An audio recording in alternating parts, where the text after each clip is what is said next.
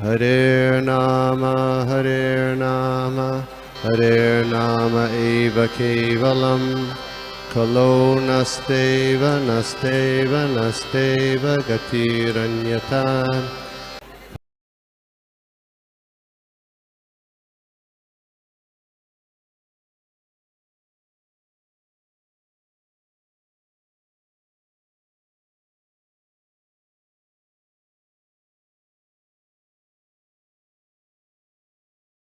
हरे कृष्णा माता जी, प्रभु जी, सभी को चरणों में दंडवत प्रणाम। थैंक यू सो मच क्या आप सब ने मुझे सेवा का मौका दिया। तो स्टार्ट करते हैं। ओम अज्ञानतिमिरान्धस्य ज्ञानाञ्जनशलाकया चक्षुर्वन्दलितं येन तस्मै श्रीगुरवे नमः। श्रीचैतन्यमनोभीष्टं स्थापितं येन भूतले स्वयं रूपा कदा मह्यं ददाति स्वपदान्तिकं। वन्देऽहं श्रीगुरो श्रीयुतापदकमलं श्रीगुरुन् वैष्णवांश्च श्रीरूपं साग्रजातं सहगना रघुनाथान्वितं तं सजीवम् साद्वैतं सावधूतं परिजनसहितं कृष्णचैतन्यदेवं श्रीराधा कृष्णपादा सगणललिता श्रीविशाखान्वितांश्च हे कृष्णा करुणा सिन्धु दीनबन्धु जगत्पते गोपेश गोपिका कान्त राधाकान्त नमोऽस्तुते तप्तकाञ्चन गौराङ्गी राधे वृन्दावनेश्वरी वृषभानुसुते देवी प्रणमामि हरिप्रिये वञ्चाकल्पतरुभ्यश्च कृपा सिन्धुभ्य एव च पतितानां पावनेभ्यो वैष्णवेभ्यो नमो नमः। जय श्री कृष्ण चैतन्य प्रभु नित्यानंद श्री अद्वैत गदाधर शिवासादि श्री गौरभक्त। हरे कृष्णा कृष्णा कृष्णा हरे हरे, हरे राम राम राम हरे हरे।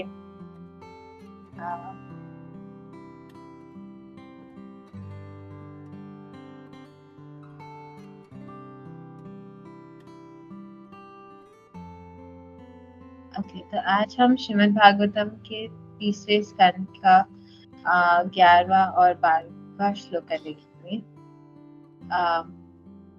3:11 सोनता शरीरार्पिता भूता सूक्ष्मः कालात्मिकं शक्तिम् उदे नारायण उवास तस्मिन् शरीरे पदे स्वे यथा न दारुणी रुधा Veerayya. Just like the strength of fire within the fuel wood, the Lord remained within the water of dissolution, submerging all the living entities in their subtle bodies. He lay in the self-invigorated energy called Kala. Next shloka. Chaturyuganam cha sahasram apsu swapan swadhirataya swasaktaya कालख्यायासिद्धा कर्मतन्त्रो लोकन् अपितान् तदर्शे स्वदेहे. Translation. Mr. Prabhupada, Jai Shri Prabhupada. The Lord lay down for 1,000 cycles of the four yugas in his internal potency, and by his external energy, he appeared to be sleeping within water. When the living entities were coming out for further development of their fruitive activities, actuated by the energy called Kala Shakti, he saw his transcendental body bluish. तो ये दो श्लोकास पे आज हम discuss करने की कोशिश करेंगे। आप सब प्लीज मुझे ब्लेसिंग दीजिए कि मैं जो भी बोल पाऊँ वो आपको अच्छा लगे, and it's for the pleasure of the lordship and Lord. तो यहाँ हम देख रहे हैं कि विदुर जी और मैत्रेय ऋषि का एक कॉन्वर्सेशन चल रहा है, उनकी बातचीत चल रही है, और इस पर्टिकुलर अध्याय में मैत्रेय ऋषि विदुर जी को बता रहे हैं कि ब्रह्मा जी कैसे प्रकट हुए गर्भोदक्षाय विष्णु से। और आज का जो पहला श्लोक है उसमें हम देखते हैं कि कैसे जो आग की शक्ति है वो फ्यूल वुड में है, उस लकड़ी में है, और उसी तरह भगवान की जो शक्ति है, जिस तरह भगवान पानी में रहे थे उसी तरह उनकी शक्ति भी फिलहाल छुपी हुई है। तो इस श्लोक में हम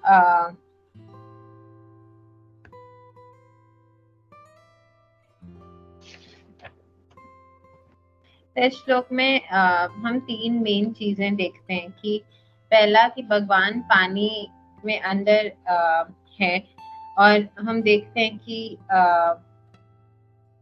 भगवान जो है वो स्ट्रेंथ कंसाइंस ऑफ स्ट्रेंथ में नहीं आते हैं, वो लिमिटेड नहीं है, इसलिए वो आराम से पानी में भी विश्राम कर सकते हैं। और मैत्रेय ऋषि हम देखते हैं कि वो भगवान के प्रेजेंस को भगवान का प्रेजेंस जो है वो फिलहाल पानी में नीचे है, सबमर्ज्ड है, और वो उससे कंपेयर कर रहे हैं वो फायर से जो फ्यूल वुड के अंदर छुपी रहती है। जब हम वो फ्यूल वुड को देखते हैं हमें नहीं लगता है कि इसमें फायर छुपी है, बट जैसे ही उसकी फायर अनलीश होती है तो जैसे वो फायर वुड जलती है या वो अनलीश होने का चांस मिलता है तो वो इंस्टेंटली हो जाती है, एंड तब तक हमें नहीं पता होता है कि उसमें फायर की कितनी स्ट्रेंथ हो।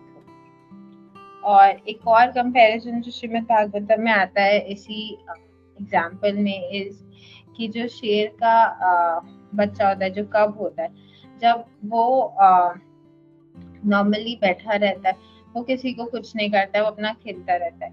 तो सिमिलरली भगवान भी जब तक उनके भक्तों को कोई परेशान नहीं कर रहा है, कोई कुछ हार्म नहीं कॉज कर रहा है, तो भगवान एकदम भगवान नॉर्मल अपनी लीला कर रहे रहते हैं। बट जब कोई इनके भक्तों को परेशान करता है या कुछ प्रॉब्लम्स कॉज करने आता है तो भगवान उसी समय उसका वध कर देते हैं। जैसे भगवान सिर्फ 6 दिन के थे और उन्होंने पूतना का वध कर दिया, पर जब वो और फिर इतने सारे डीमंस आए जैसे अघासुर, बगासुर, धेनुकासुर, फिर कालिया के साथ भी बहुत एक्सटेंडेड पास टाइम था लॉर्ड का। तो हम देखते हैं कि अगर वृंदावन में हम देखें कि एक स्वीट सा प्यारा सा बॉय है, लाइक कावर्ड बॉय है कृष्णा, तो हम ये नहीं एक्सपेक्ट करेंगे कि उनमें इतनी मतलब वो सुप्रीम पर्सनालिटी ऑफ गॉड होंगे, बिकॉज तो वे वो रहते थे। एंड हमने बहुत सारी क्लासेस में सुना भी है कि वो उन्हें अमरेंद्र प्रभु जैसे बताए थे कि उन्हें थोड़ा सा मक्खन चाहिए होता था या कुछ चाहिए होता था तो गोपीज उन्हें बोलती चलो नाच कर दिखाओ, थोड़ा और डांस करो, एंड वो उनके इशारों पे चलते थे। बट जब उनके डिवोटीज पे कुछ संकट आता था तो वो एकदम अग्रेसिवली उनसे डील करते थे। एंड जैसे ये फायर एंड फायरवुड का एक और एग्जांपल भी है कि जब अमेज़न के फॉरेस्ट होते हैं वहाँ इतनी गर्मी होती है, बट वो ट्रीज खड़ी रहती है, बट इवेंचुअली जब किसी में आग लगती तो आग इतनी बढ़ जाती कि वो बिल्कुल कंट्रोलेबल नहीं रहती है। तो वो इसी का एग्जाम्पल है कि कैसे जब तक वो छुपी हुई है आग, जब तक वो अनलीश नहीं हुई है वो एकदम सब नॉर्मल सा लगता है, नहीं, बट जब होती है तब वो बहुत स्कैरी सा हो जाता है। एंड फिर हम जब कृष्ण बलराम के पास टाइम्स के देखते हैं तो हम यही देखते हैं कि वो बहुत ऑर्डिनरी लगते थे, अपना कावर्ड बॉयज के साथ जाते थे, अपने सखाओं के साथ, गोप सखाओं के साथ, और वन में जाते थे, गाय चराते थे। पर जैसे ही कोई असुर आते थे तो वो उन्हें छोड़ते नहीं थे, वो उन्हें बढ़िया से डील करते थे। एंड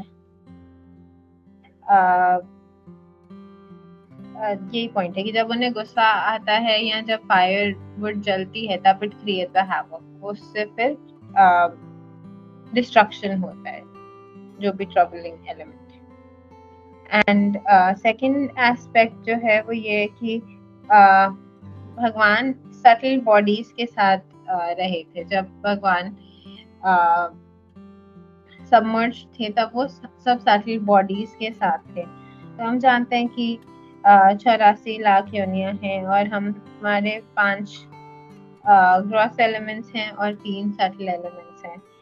तो जब हमारी मृत्यु होती है तब हम देखते हैं कि हमारा स्थूल शरीर तो यहीं रह जाता है, जो 5 तत्वों से बना है, और जो सटल एलिमेंट्स हैं वो सोल के साथ आगे बढ़ते हैं। तो यहाँ इस कॉन्टेक्स्ट में हम देखते हैं कि सोल के साथ mind, false ego and intelligence आगे जाता है। एंड भगवान उन सबके साथ गर्भोदका ओशन में लेटे रहते हैं।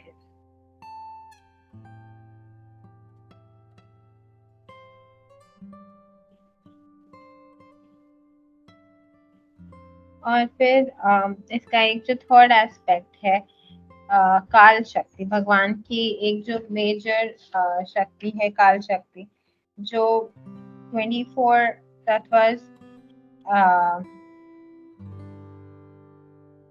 जो 24 तत्व में से है, एक है काल शक्ति। और भगवान भगवत गीता में भी कहते हैं कि मैं समय हूँ, आई एम टाइम, कालोस्तु।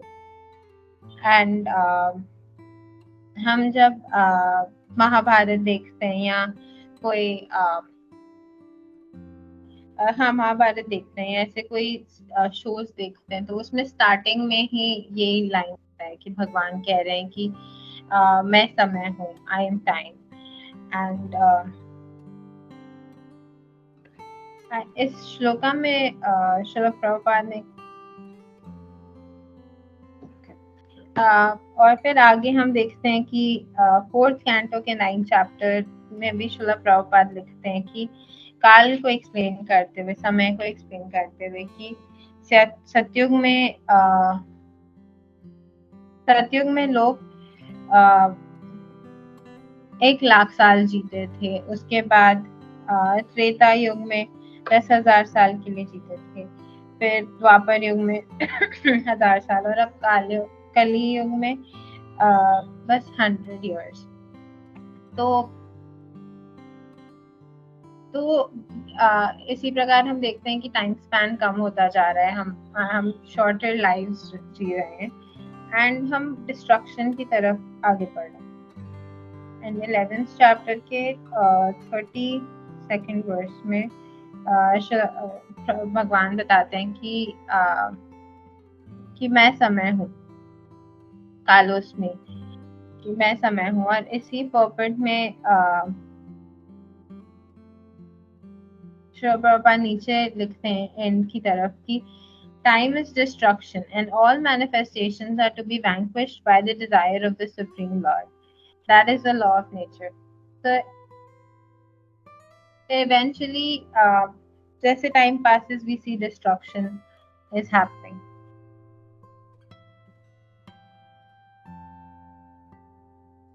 And इस श्लोका में यही पॉइंट्स थे, एंड एक आध एडिशनल पॉइंट्स थे कि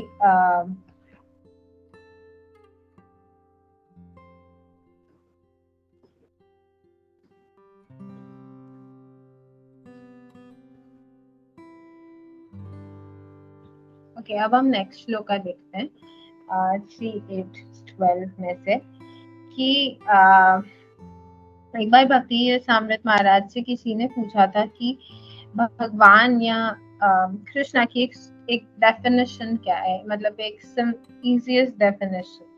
तो महाराज ने कहा था कि कृष्णा का easiest definition is source of everything. भगवान हर चीज के स्रोत हैं, और भगवान से हमें शास्त्र मिलते हैं, और शास्त्र से हमें साधु एक्सप्लेन करते हैं, और इन सब का सार हमें गुरु से मिलता है।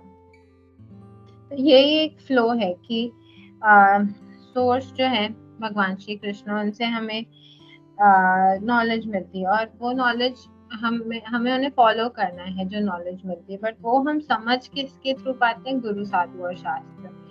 और हमने सुना भी है बहुत बार कि जब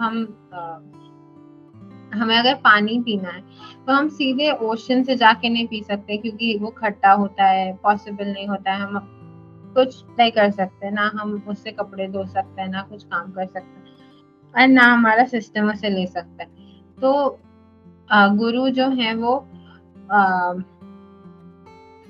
तो सिमिलरली जब बादल होते हैं, वो जो सन होता है वो पानी को इवेपोरेट करता है, बादल बनते हैं, फिर वो जब बारिश होती है तब हम उस पानी को एक्सेस कर पाते हैं और यूज कर पाते हैं, और वो हमारे लिए अनुकूल भी होता है कि उसमें नमक नहीं होता है, एंड उसे हम यूज कर सकते हैं। बट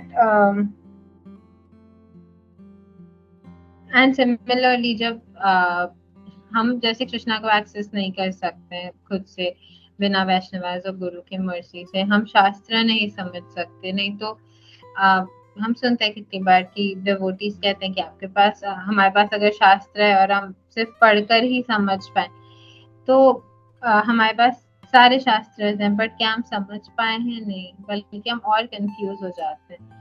तो इसलिए हमें साधु और गुरु की आवश्यकता है।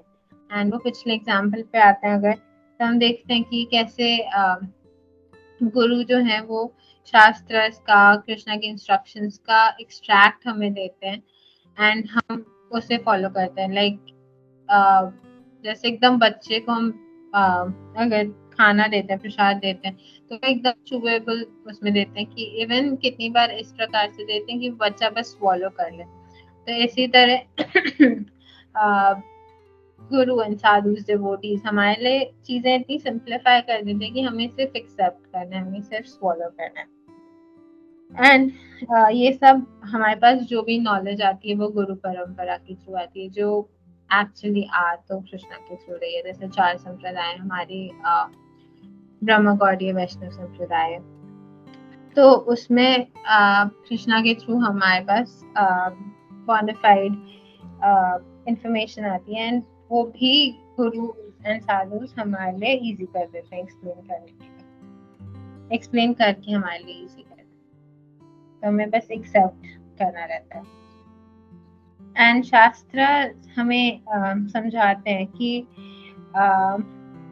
शास्त्र में हमें समझाते हैं, और ये हमें समझ आता है गुरु से और साधु से कि भगवान जो है वो शक्तिमान है, वो सोर्स है, वो सारी एनर्जीज को पोजेस करते हैं। तो वो जो एनर्जीज को पोजेस करते हैं वो है इंटरनल एनर्जी, मार्जिनल एनर्जी और एक्सटर्नल एनर्जी। तो इंटरनल एनर्जी जो है वो स्पिरिचुअल एनर्जी है, भगवान की शक्ति है, एंड मार्जिनल एनर्जीज में हम आते हैं जीवास, और एक्सटर्नल एनर्जी माया है। ये हम गुरु साधु शास्त्र से समझते हैं, मतलब शास्त्र में दिया है और हम गुरु और साधु से समझते हैं।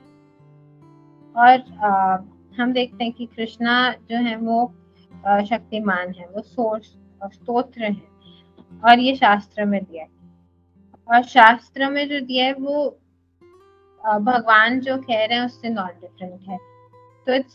तो वो it's basically the word of God. जैसे ब्रह्म संहिता में दिया, ईश्वर परम कृष्ण सच्चिदानंद विग्रह अनादि राधे गोविंद सर्व कारण कारण, कि जो परम ईश्वर है, जो परम भगवान है, वो कृष्ण है, सच्चिदानंद विग्रह, वो सच्चित और आनंद के विग्रह है, और वो सर्व कारण कारणम, सब कारणों के कारण हुए, cause of all causes. And इसी प्रकार हम देखते हैं कि हम अपने पिताजी के बारे में, अपने पापा के बारे में कैसे जानते हैं? हम मम्मा से सुनते हैं, हम जाके एक्सपेरिमेंट नहीं करते, हम जाके अलग अलग लोगों से नहीं पूछते हैं कि आपको पता है मेरे पापा के बारे में, आपको पता है मेरे पापा के बारे में। तो जैसे शॉपकीपर से पूछ लिया, या किसी रैंडम पर्सन से पूछ लिया, किसी टीचर से पूछ लिया, तो वो हमें नहीं बता पाएंगे, क्योंकि वो हमारे पापा को नहीं जानते। बट कौन बता पाते हैं? हमारी मम्मा बता पाते हैं। तो इसी तरह अगर हम भगवान को जानना चाहते हैं, हमारे सुप्रीम फादर को जानना चाहते हैं, कृष्ण को जानना चाहते हैं, तो उनके बारे में हमें कौन बता सकता है? हमारी माता बता सकते हैं। हैं जो है शास्त्रास एंड वेदास, एंड उनसे हमें एकदम एप्ट इंफॉर्मेशन भी मिलेगा। वहाँ ऐसा नहीं होगा कि शायद कुछ बता दिया फिर थोड़ा टाइम बाद इंफॉर्मेशन चेंज हो गई, तो वैसा नहीं होता। अब हम कृष्णा और उनकी शक्तियों के बारे में अगर और देखें तो कृष्णा जो है वो शक्तिमान है, स्त्रोत्र है। उनकी दो मेजर शक्तियां हैं, पराशक्ति और अपराशक्ति। पराशक्ति जो है वो कॉन्शियस है, वो अलर्ट है, वो सुपीरियर एनर्जी है, और अपराशक्ति जो है वो इंफीरियर एनर्जी है, वो कॉन्शियस नहीं है और अलर्ट भी नहीं है। और पराशक्ति के दो भाग हैं, अंतरंगा शक्ति और तटस्थ शक्ति। अंतरंगा शक्ति जो है उसमें तीन आते हैं, संधिनी, संबित और लादिनी शक्ति। तो संधिनी शक्ति भगवान के 7 एस्पेक्ट को रिप्रेजेंट करती है। संबित शक्ति जो है वो चित्त एस्पेक्ट को रिप्रेजेंट करती है, और लादिनी जो है वो आनंदा एस्पेक्ट को रिप्रेजेंट करती है, और जो तटस्थ शक्ति है वो हमारे लिए है, जीवास के लिए, जो लिविंग एंटिटीज हैं, एंड हम कृष्णा के पार्ट एंड पार्सल हैं। एंड हम एक बीच के स्टेट में हम किस साइड एसोसिएट करना चाहते हैं वो हमारी चॉइस है, हमारी फ्री विल है। एंड अब हम अपरा शक्ति में देखें तो उसमें आती है बहिरंगा शक्ति, और बहिरंगा शक्ति का एक बहुत इम्पोर्टेंट एस्पेक्ट है काल शक्ति, टाइम। एंड टाइम को लेके तो हमने कितना सुना है, मतलब यू नो हम जनरली भी इन जनरल लाइफ भी कहते हैं ओ माय गॉड मेरे पास समय नहीं है, मैं बहुत बिजी हूँ, मुझे ये चीजें करनी है, वो करनी है। एंड यहाँ पे कितनी बार लोग कहते हैं अरे मैं तो बहुत टाइम है मेरे पास, मैं बहुत फ्री हूँ, मुझे नहीं पता मैं क्या करूँ। तो इस प्रकार से होता है। तो हम इससे समझते हैं कि हम समय को कंट्रोल करने की कोशिश कर रहे हैं, बट एक्चुअली हम समय के द्वारा कंट्रोल हैं।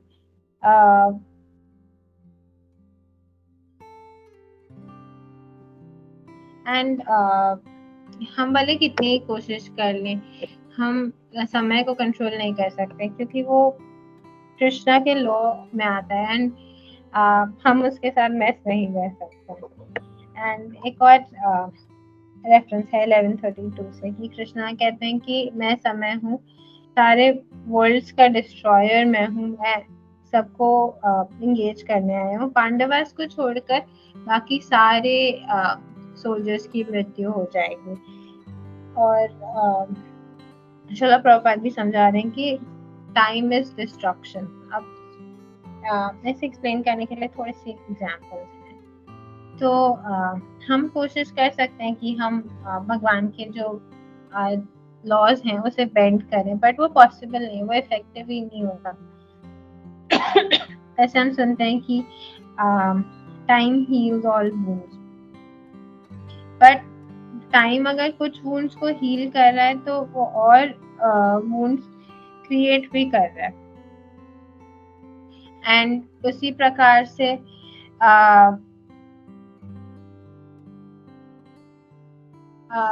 और वुंड्स क्रिएट भी कर रहे हैं। जैसे फॉर एग्जांपल हम जब पहले का हम बोलते हैं पहले जमाने में लोग बुलक कार्ट यूज करते थे या वॉक करते थे, तो हम देखते हैं कि उसमें टाइम लगता था, स्लो प्रोसेस था, बट उसे बेटर करने के लिए हमने सोचा कि ठीक है हम कार्स यूज करेंगे, एरोप्लेन्स यूज करेंगे, बाइक्स एंड ट्रक्स एंड कितनी सारे व्हीकल्स यूज करेंगे। बट अब हमने वो उस पे गए तो उसमें हमारा टाइम सेव हो रहा है, स्पीड मिल गई, हम फटाफट पहुंच जाते हैं कहीं भी जाना है तो।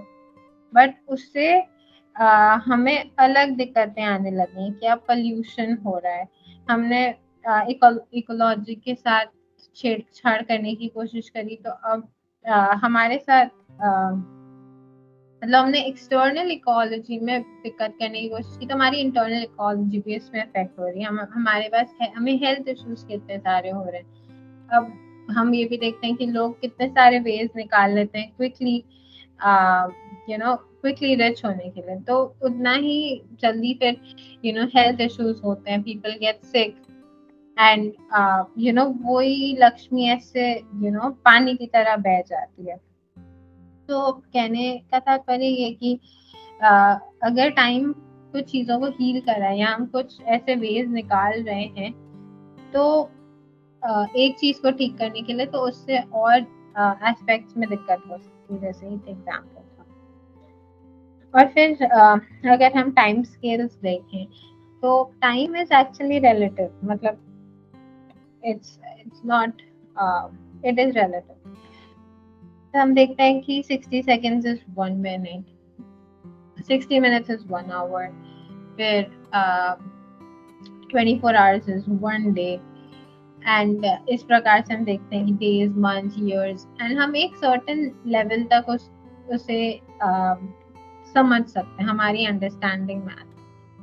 बट जैसे अगर हम ब्रह्मा जी का लाइफ स्पैन देखें या अगर हम ये युगास के पीरियड्स देखें, अब कलयुग का ही अगर हम पीरियड देखें तो 4,32,000 का स्पैन है। अब हमारे लिए वो इमेजिनेबल ही नहीं है, क्योंकि हमारी maximum age is about 100 years।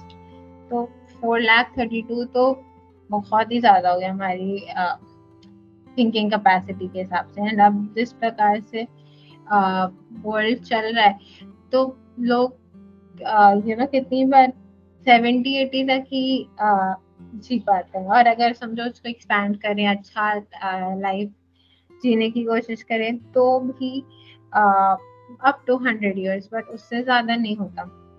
इसी प्रकार अगर हम ब्रह्मा जी का लाइफ स्पैन देखें तो it's like millions and trillions of years, but हमारे लिए वो कॉम्प्रिहेंडेबल ही नहीं है।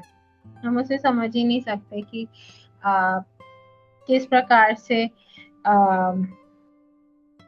ब्रह्मा जी इतना लंबा रह सकते हैं।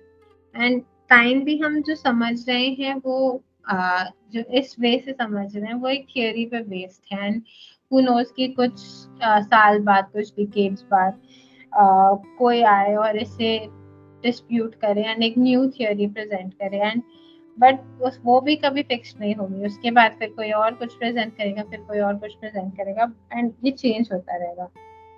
एंड बट इवेंचुअली हमें समझना है कि हम जो भी कर रहे हैं ये कृष्णा की एनर्जी है, तो हमें इसे वाइजली यूज करना है एंड इससे मेस नहीं करना। एंड इवन टेक्नोलॉजी जो है या मटेरियल एनर्जी है, इट्स नॉट ऑल बैड। मतलब अगर हम उसे कृष्णा की सर्विस में इंगेज करने का वे निकाल सकते हैं। जैसे अभी भी हम भागवतम पढ़ रहे हैं, आपने जैसे आप सबने मुझे सेवा का मौका दिया, तो ये भी हम टीम्स के थ्रू कर रहे हैं। This is also in a way material energy, but अगर हम इसे कृष्णा की सर्विस में यूज करें देन इट्स ऑल बेनिफिशियल। नहीं तो अगर हम सोचें कि हम सब अलग अलग पार्ट्स में हैं इंडिया के, तो मिलना is like next to impossible, and वो भी on a daily basis. But अगर हम मिल पा रहे हैं एंड डिस्कस कर पा रहे हैं, हमें सब आपस में सबका संग मिल रहा है, तो that's all because of the material energy. But again वो कृष्णा की सेवा में यूज हो रहा है, तो it's all good. And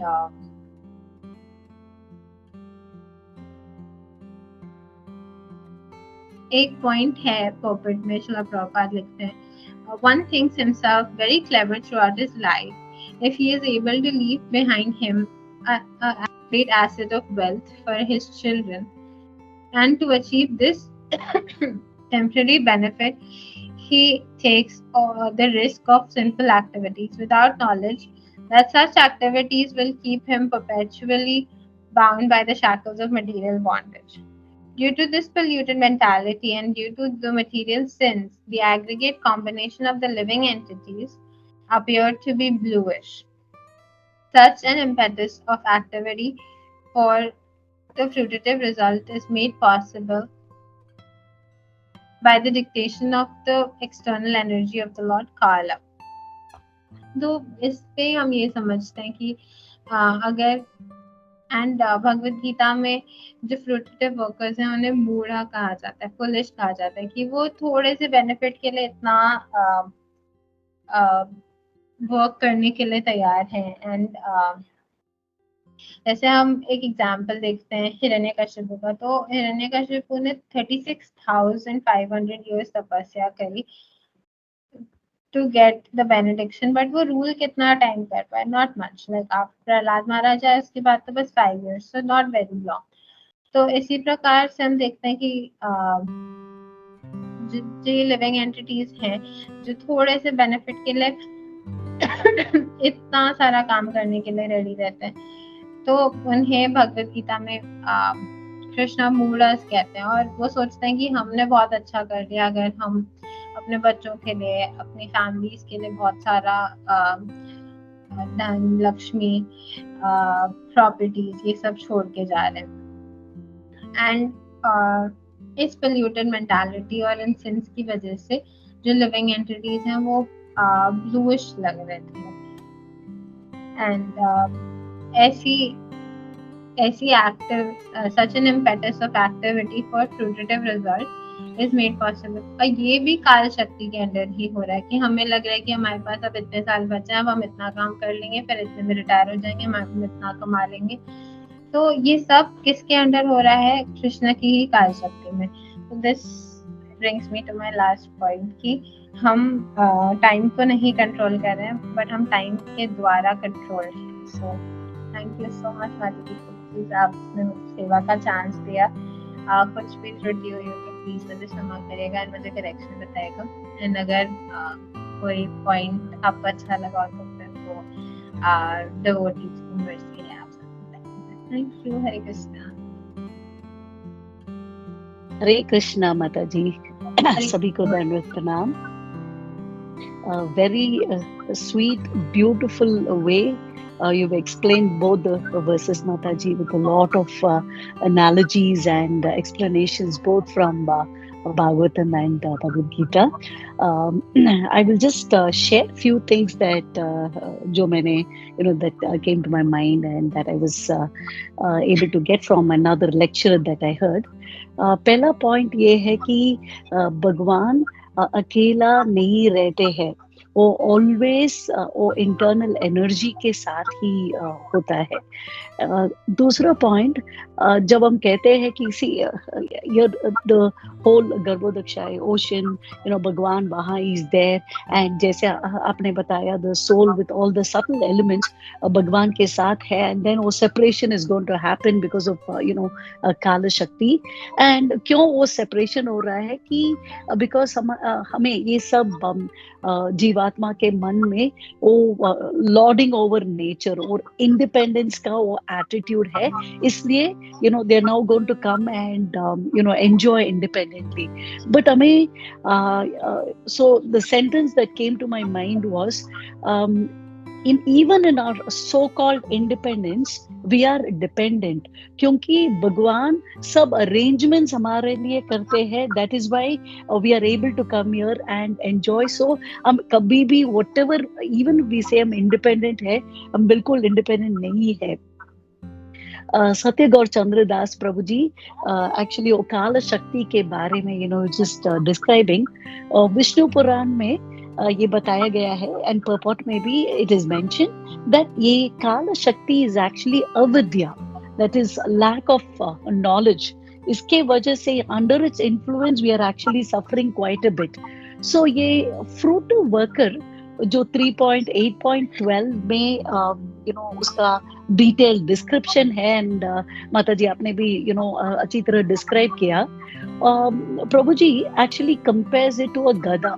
he says end of the day कोई लेबरर है, उतना काम नहीं किया है, एंड जो फ्रूट वर्कर है जो who destroys even his health, क्या चाहिए प्रसादम के फॉर्म में मे बी 3 चपातीस, बट उसके लिए you actually destroy your health and everything, and that's because of avidya which is the influence of काल शक्ति।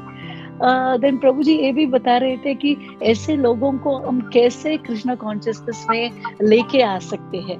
फर्स्ट थिंग, हम उसको डोनेशन देने के लिए कहना चाहिए, पर ये भी वो कह रहे थे कि ऐसे लोग करोड़ों रुपया इनकम टैक्स में देने के लिए तैयार होते हैं, पर एक पैसा भी कृष्णा के लिए देने में थोड़ा सोचते हैं।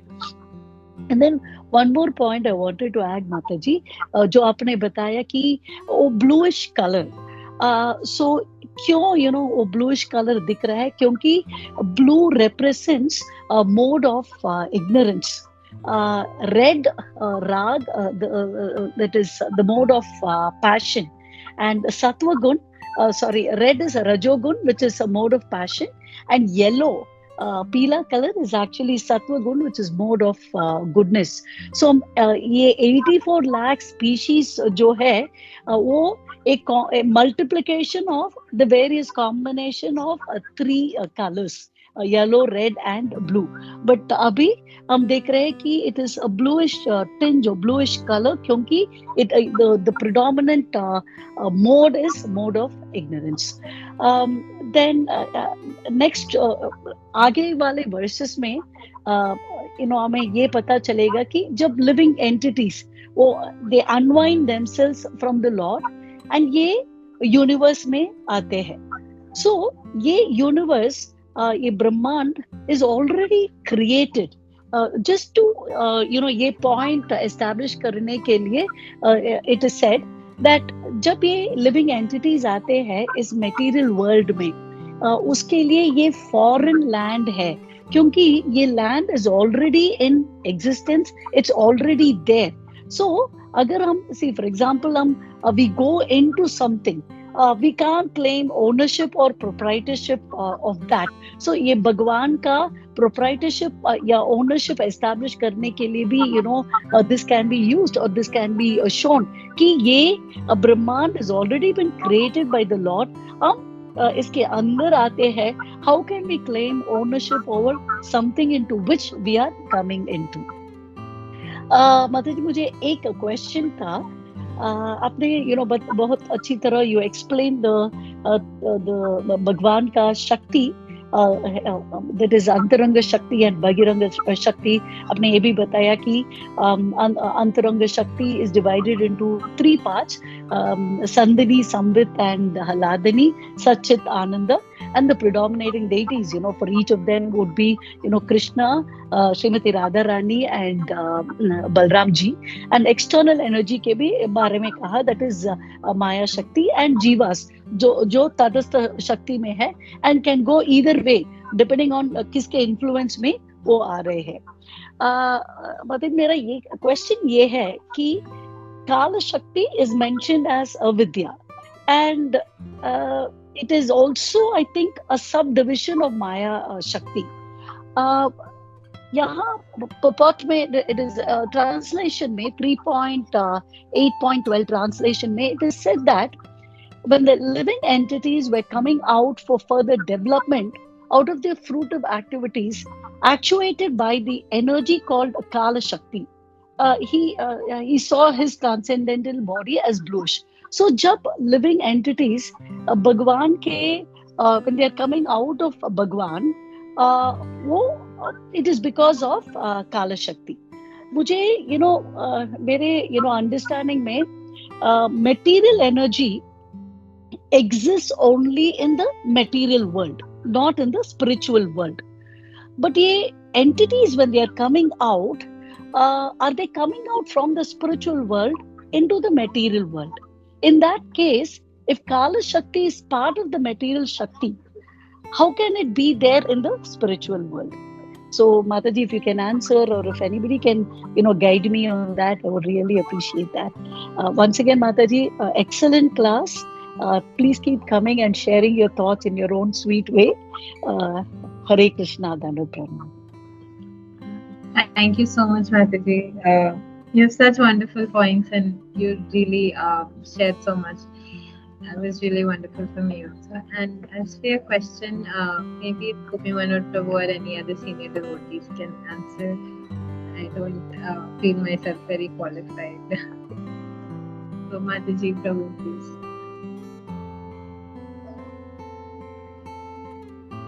Yeah, or any devotee has to take the question. If not, I will take it.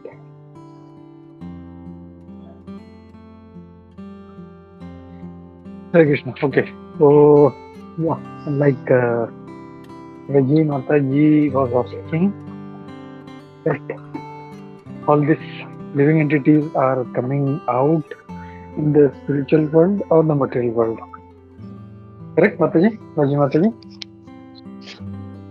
Prabhuji, so when the living entities are coming out from the spiritual world into the material world, right, Prabhuji, they are activated by the Kala Shakti.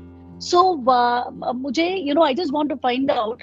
So, Kala Shakti begins its operation in the spiritual world because वो extraction जैसा हो रहा है ना यहाँ आने के लिए. But if Kala Shakti is part of the material Shakti, my understanding is ये Maya Shakti is only there in the material world. Then how can Kala Correct. Shakti be there? Or does it mean that when the living entities जब वो आ रहे हैं, it is not happening in the spiritual world, it is happening in the material world? वो clarification चाहिए था प्रभु जी. Correct. Mataji. What you said, second statement is correct. It is all happening in the material world. And if you remember, हम लोग recollect करें जो पहले का जो श्लोकास था, कैसे पहले फॉल्स ईगो आता है, फॉल्स ईगो से फिर सब सारा मटेरियल एलिमेंट्स आते हैं, एंड देन वो महत्त्व आता है, एंड महत्त्व से सारा लिविंग एंटिटीज निकलना शुरू होता है.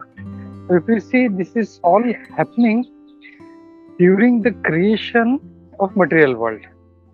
तो ये जो ब्रह्मांड जो हम लोग जगदंड, वो दिन जो मैंने वो जो पिक्चर दिखाया था, even Sarde Prabhu has shown that picture, तो वो जो जगदंड है वो जब उसका क्रिएशन स्टार्ट होता है तब ये सारा living entity, till then they are within Mahavishnu who is lying in the causal ocean, Karanodaka.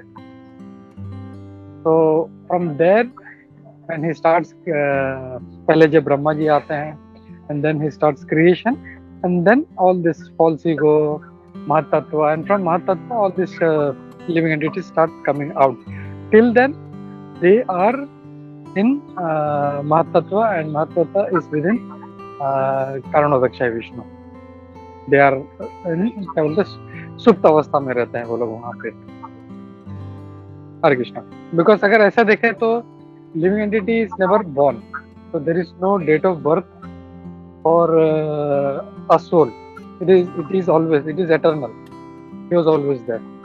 तो ये जो बाहर निकल रहे हैं ये सारा अपने कर्मों के हिसाब से ये मटेरियल वर्ल्ड में, अगर हम लोग ये श्लोक का रेफरेंस लें तो we can say that it is all happening in the material world. Hare Krishna. I hope that satisfies your question, Mata. Hare Krishna. Yes, Prabhuji. Hare Krishna. Thank you. Dandavat Pranam. Thank you, Mata. Hare Krishna. Hare Krishna माता जी. दंडवत प्रणाम. हरे कृष्णा सभी भक्तों को मेरा दंडवत प्रणाम. माता ji, thank you for class. आपने 2 वर्ष को बहुत अच्छे से समझाया, जिसमें आपने काल शक्ति के बारे में बताया कि किस तरह से जो टाइम है is being control by Lord. जो भगवत गीता में भी भगवान अपने आप को बताते हैं कि आई एम काल. और यहाँ पे ये चीज भी यहाँ 2 वर्ष में यहाँ बताया कि किस तरह से भगवान जो है ये गर्भोदक्षाय जो विष्णु है वो सारे जो ब्रह्मांड 3 वर्ल्ड्स सबमर्ज्ड हो जाते हैं उस कॉजल ओशन में. और यहाँ पे जो ये भी बताया गया है कि जो जितने भी लिविंग एंटिटीज हैं वो भी भगवान के इस ओशन में मर्ज होते हैं, उनके बॉडी में मर्ज होते हैं. और यहाँ पे ये बताया गया है. और यहाँ पे एक लाइन पे हमको डाउट हो रहा है माता जी, जैसे कि यहाँ पे बताया गया ना कि dissolution, the gross body became unmanifested but the subtle bodies existed just like the water of the material creation. यहाँ पे जो एनालॉजी किया गया है कि किस तरह से जो सब्टल बॉडी है वो मर्ज होने के बाद सब्टल बॉडीज रहते हैं, बस एक्सटर्नल जो बॉडीज होते हैं. जो यहाँ पे ये लाइन हमको समझ में नहीं आया इस वर्ष में, तो क्या आप एक्सप्लेन कीजिएगा. यहाँ पे वर्स कैंटो 3 चैप्टर 8 टेक्स्ट 11. लिखा है यहाँ पे, in this dissolution the gross bodies became unmanifested but the subtle body existed just like the water of the material creation. हाय कृष्ण माता जी। तो माता जी मैंने जितना सुना था उसमें वो प्रभु जी एक्सप्लेन कर रहे थे कि जब हम इस मटीरियल वर्ल्ड में रहते हैं तो हमारे पास हमारा ग्रॉस बॉडी होता है, बट जब डिस्ट्रक्शन हो जाता है तो सिर्फ सटल बॉडी बचती है। डिस्ट्रक्शन के बाद हम सब काफी समय के लिए लॉर्ड के साथ रिसाइड करते हैं हमारे सटल बॉडीज में। तो because may be that's out of this material world हम उन बॉडीज में नहीं रहते हैं। तो दिस इज माय अंडरस्टैंडिंग माता जी, but may be Prabhu ji Mata ji other devotees can also add. Thank you Mata ji. Thank you Mata ji. Yes माता जी, ये यहाँ पे जो कंपैरिजन किया जा रहा है ना, just like the water of the material creation, तो इसको कैसे समझे?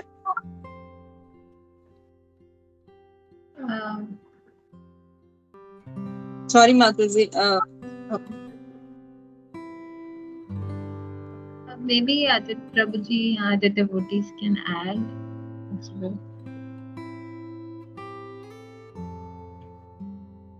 हरे कृष्णा। तो मेगा का डाउट है कि subtle bodies, can you repeat your question once again Megha? Just to be yes, specific. In this para, Prabhupada has written, in this dissolution, the gross bodies became unmanifest, but the subtle bodies existed, just like the water of the material creation. Okay, तो मतलब तुम्हारा doubt है कि subtle bodies exist कैसे करती हैं, या ये जो कंपैरिजन जो है, ये एनालॉजी तुमको समझना है? Yes प्रभु जी, कंपैरिजन। कंपैरिजन। ओके।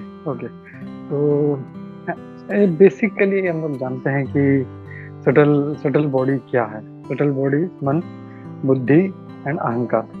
तो जब ये ग्रॉस बॉडी जो है हमारा, ये पंच तत्व से जो बना है, वो जब छोड़ देते हैं हम लोग, तो फिर मन, बुद्धि, अहंकार से हम लोग भटकते रहते हैं। तो अब ये जो मटेरियल वाटर का जो मटेरियल है, इसमें अगर हम लोग देखें, जब मुक्ति हो जाता है तो मन, बुद्धि, अहंकार नहीं रह जाता, यानी सटल बॉडी हमारा नहीं रह जाता। When we go to spiritual world, तो ये जो तीनों जो चीज है, मन, बुद्धि, अहंकार, सटल बॉडी, ये सिर्फ इस मटेरियल वर्ल्ड में ही रहता है, ये ऊपर नहीं होता यहाँ पे। तो जैसे डिसोल्यूशन भी जब होता है, जब प्रलय होता है इस मटेरियल वर्ल्ड का, तो हम लोग देखते हैं कि पूरा प्रलय होता है तो पूरा पानी से पूरा भर जाता है। भगवान छोटे बेबी फॉर्म में उस बैनियन ट्री पे के लीफ पे वो अपना अंगूठा चूसते हुए घूमते रहते हैं। जो इवन जो ऋषि थे उन्होंने देखा था वो रूप। तो सारा सृष्टि का पूरा संहार हो गया है, कुछ भी नहीं बचा है, सिर्फ वो मटेरियल जो क्रिएशन का जो वाटर है वो रह गया है। तो वैसे ही जब सारा सृष्टि का संहार हो जाता है, सारा ग्रॉस बॉडीज, चाहे वो हाथी का हो, चींटी का हो, राक्षस का हो, डेमीगॉड का हो, जो भी फॉर्म्स है, सब जब खत्म हो जाता है तो ये सारी जो आत्माएं हैं ये रह जाती हैं उसी मटेरियल वर्ल्ड में, उस महातत्व में, और वो मन, बुद्धि, अहंकार के साथ रहती है वो। तो इसीलिए वो जब वापस आते हैं तो फिर उसी मेंटेलिटी के साथ वो काम करना शुरू करते हैं, मतलब वो शुद्ध नहीं हो जाता। तो मन, बुद्धि, अहंकार जहाँ पे उन्होंने स्टॉप किया था, उनका बुद्धि, समझो कोई तमोगुणी है, फिर से आता है तो वो फिर तमोगुण में अपना कार्य शुरू कर देता है। तो जैसे वो मटेरियल वर्ल्ड में एनिहिलेशन के बाद वो वाटर रह जाता है, वैसे ही हमारा आत्मा के साथ में ये जो सटल बॉडीज है, मन, बुद्धि, अहंकार, ये रह जाता है। ये कंपैरिजन यहाँ पे प्रभुपाद जी हमको दे रहे हैं। Hare Krishna. Yes Prabhu ji, thank you for explanation Prabhu ji, समझ में आ गया। Okay, thank you Mata ji for class. वो लास्ट में माता जी आप ये जो लाइन ऐड किए थे ना कि we are not controlling time but we are being controlled by time, ये लाइन बहुत अच्छा लगा माता जी। और यहाँ पे इस वर्स में भी बेसिकली यहाँ पे जो भगवान है ये चीज बता रहे हैं by explaining all this things. So thank you Mata ji for class. Hare Krishna. Thank you so much, Mataji. Hare Krishna. Hare Krishna माता जी, दंडोत प्रणाम। Thank thank you you. So much Mata ji for such a nice session Mata ji. मैं इसके रिगार्डिंग माता जी कल क्लास सुन रहा था, तो बिकॉज हम लोग हमेशा ये भगवान की शक्ति और ये क्रिएशन के बारे में हम लोग सुनते हैं, और जैसे समय के बारे में, काल के बारे में। तो प्रभु जी जैसा बता रहे थे कि माता जी कभी कभी मतलब जब हम ये सुनते तो मतलब ये बहुत टेक्निकल पॉइंट्स है, और इससे मतलब हम लोग को ऐसा लगता है कि मतलब ना थोड़ा सा ऐसा लगता है कि थोड़ा बोरिंग जैसा हमको लगता है ये टॉपिक। बट जैसे हमेशा हमारे जो वरिष्ठ भक्त बोलते हैं कि we have to study all this thing, we have to know, क्योंकि ये बहुत जरूरी है कि मतलब भगवान के बारे में सुनने से पहले भगवान का ये जो क्रिएशन है और भगवान के शक्तियों के बारे में, एंड वी ऑल्सो नो कि कैसे मतलब जो क्वेश्चंस विदुर जी ने जो पूछे थे मैत्रेय मुनि से, अभी जो भगवान शंकरशन जी जो आंसर दे रहे, जो कुमार जी के जो सेम क्वेश्चन का, तो भगवान शंकरशन जी भी अभी वही सब क्रिएशन के बारे में बता रहे हैं। तो इट वाज मतलब हमें इसकी नॉलेज होना बहुत जरूरी है, and we have to know how this all the creations are going on. So ये बहुत जरूरी है। तो वी हैव मतलब हमें बहुत थरोली स्टडी करना चाहिए। तो that Prabhu ji was telling कि हमें इसकी भी नॉलेज होना जरूरी है Mata ji. So thank you so much Mata ji, मतलब आपने बहुत अच्छा इसको अटेम्प्ट किया, एंड जैसे वैजयंती माता जी ने भी बहुत अच्छा पॉइंट्स ऐड किए, एंड मेगा माता जी ने ऑल्सो थैंक्स वंस अगेन। गोपी मनोहर प्रभु जी ऑल्सो बहुत अच्छा क्वेश्चन पूछा था मेगा माता जी ने, उसका आंसर दिया प्रभु जी ने। तो thank you so much Mata जी। हरे कृष्णा। श्रील प्रभुपाद की जय। हरे कृष्णा माता जी। Thank you.